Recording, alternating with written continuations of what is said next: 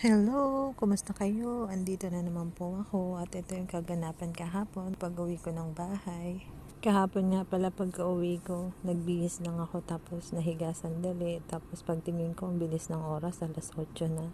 So bumaba ako ng Mac Supermarket para bumili ng uulamin ko. Mag-aaras kaldo nga pala ako kaya bumili ako ng chicken legs. Yung binili ko na yung fresh kasi pag yung frozen, mahihirapan pa ako gawa ng kailangan ko pa siyang palambutin.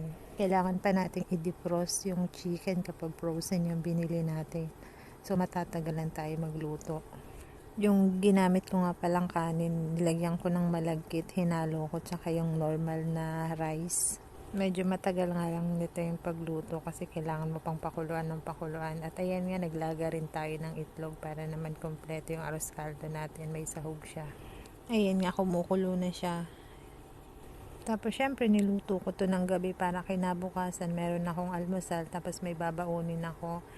Ito nga, fast forward, umaga na.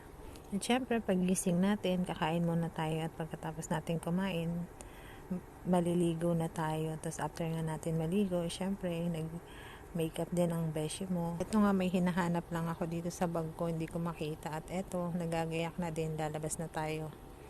Nagbago nga pala yung schedule ko ngayon kasi dati 7 to 4 ako pero ngayon 8 to 5 na yung pasok ko. Medyo matagal-tagal yung gising ko. Medyo isang oras pa.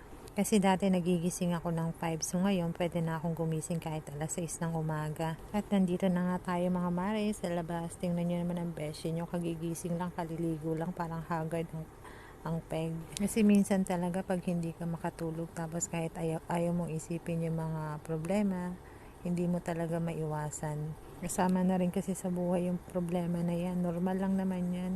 Yun lang po. Bye!